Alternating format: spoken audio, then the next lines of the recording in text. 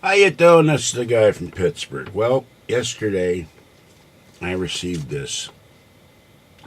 George Noory, Richard Belzer, and David Wayne's new book, Something is Hiding. Someone is hiding something. Sorry, I keep twisting those words around. What happened to Malaysia Airlines Flight 370? And Noory was kind enough to send me the book, an autograph it. George, stay strong. George. And I'm being strong right now with the current crisis. But this book is a very, very good book. And it analyzes everything. Here's the table of contents. There's page 1 and page 2 and 3. And they run down explanations. Weather, hijacking, pilot terrorist activity, suicide, mechanical malfunction or fire, aliens, other extraordinary means, shoot down by missiles, sabotage, advanced technologies, and U.S. military airbase Diego Garcia. Now, Sir Clark, find that page here. The only thing I have about 2 complaints of this book. There's no index. Drives me nuts, books without an index. You got to keep going back and looking where the hell you were reading. And I was told that authors frequently have to pay someone to do their index or do their own indexes. I guess it's a real pain in the ass. Sir Timothy Charles Clark, President and CEO of Emirates Airlines, the largest airline in the Middle East, and he says, I'm going to quote, "My own view is probably control was taken of the airplane. Did anyone guess who did that? We need to know who was on the plane in the detail that obviously some people do not know. We need to know what was in the hold of the aircraft. We need to continue to press all those who are involved in the analysis of what happened for more information." Well, one thing that was on that aircraft were lithium batteries. And we just had the FAA, I believe, restrict the carrying of lithium batteries because they're having cases where they've caught fire in the cargo hold. I don't know what happened to the plane. Now, they mentioned some other books in there, which I'm going to have to get to do further reading on it. I personally think it was either hijacked, the pilots decided to land on Diego Garcia. There's evidence for that. There's witnesses saying they saw that. There's witnesses saying they saw a plane on fire. But what happened to the debris? Could have been abducted by aliens. Or the one thing that wasn't in the book, other technological means, I wrote Noory and I said, could have been an EMP pulse that disabled the aircraft. They managed to land on land and crashed. I didn't ask the part about the land. I forgot to, but that's my thought. They landed somewhere in the jungle and no one can find them or find the wreckage. And if you know anything about World War II, the jungles in certain areas of Asia are impenetrable. You can't see them very well from orbit. The foliage is that thick. And I don't really understand one thing. We got a space command that supposedly can track everything in orbit. And they claim to know everything that's approaching the United States. And they went over everything that's around the world, but they can't find one cockamamie plane off of Malaysia. And the transponders may have been turned on or off. I don't know. So this is a mystery. I think the plane's out there. I don't think it's in the ocean. We would have found debris. They go into that too with Swiss Air Flight 770 that blew up off of Long Island. And that was probably taken down by a missile.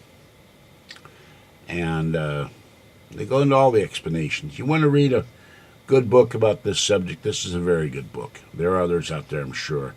And I'll be posting a review of Amazon on Amazon about it. This isn't a great detailed thing. I'm not a book reviewer. I liked it. I think you'll like it too.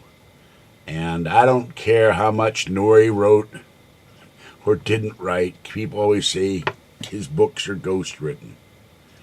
I read a book to see it's a good read. I'm a natural speed reader. I finished it in an hour. And I will reread it sometime today. Probably in the car again, because we got to go to make a short trip to Pleasant Hill, Kathy and I. And go get some boxes so she can start packing her stuff and move the poor thing. It's horrible. 10 years in there, and now she's got to move and doesn't know where the hell she's going to move to. And has to buy storage when she shouldn't have to. And I'm going to try to do everything I can to help her see if there's any kind of funds she can get for storage. And even go to the landlord and say, hey, you're making her move out. You should pay for her moving cost, at least. Or pay for her first month's rent on her new apartment. She's not being forced out for anything she did. You're making her leave her place. That's what I'm going to do. And I said I was reading a book yesterday and listening to Noory's prediction show at John Hogue because Kathy was yelling at me and she was yelling at pedestrians, bicyclists. She was losing her mind. She was panicking. And that's how I decided to I got to step back here and calm down myself because I was yelling back at one point. Because we're not mad at each other. We're stressed out over the situation that just got dropped in our laps at 10 o'clock in the morning with a note on the door. So I would never do this if I were a landlord. I'd give you 6 months to prepare. And I'd pay for the moving van or the U-Haul, wherever the hell it is. And I'd pay for the storage and say, we're making you move out. We're going to cover all your costs. That would be the honorable and decent thing to do. But these people, at least so far, we don't know. We got to go talk to them, too, if they're willing to do that. Some people might. Her last landlord was an honorable person and would have paid for that. And I'm trying to get her to move here, not in my building, but in Martinez, so we'd be closer to each other. She didn't want to do it. Well, we can't live together. We drive each other nuts. So, but we love each other, and I'll do everything I can to help her. And her friend Patty's going to help pack and help her move stuff, too.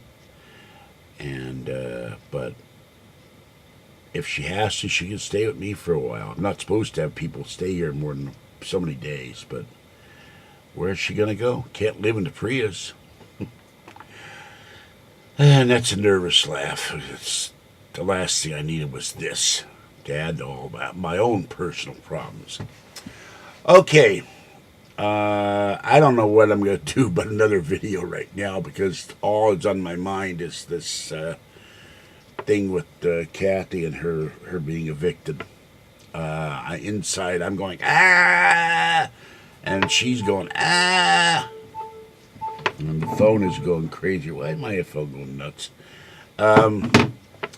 So, it's like one more problem that neither one of us needed.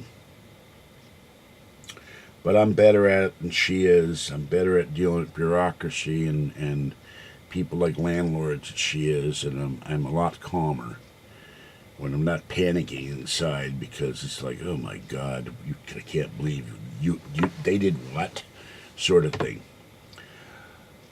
All right, I will catch you next time. I'll probably do another video tomorrow. I'm not really in the mental frame of mind to do another video. I got to detox from this for a day and just try to get my own mind back into George mode and what I'm going to do. All I was thinking about is, I got to do my dishes, get my new glasses, get a new, look at a new camera and go to do the Noory interview and read Noory's book when I got this dropped on my lap here. So it's unbelievable. All right, Free Art Bell, FreeArtBell'sBumperMusic, Free the Duck, and I will catch you next time and have a great Saturday and a great weekend. Bye-bye.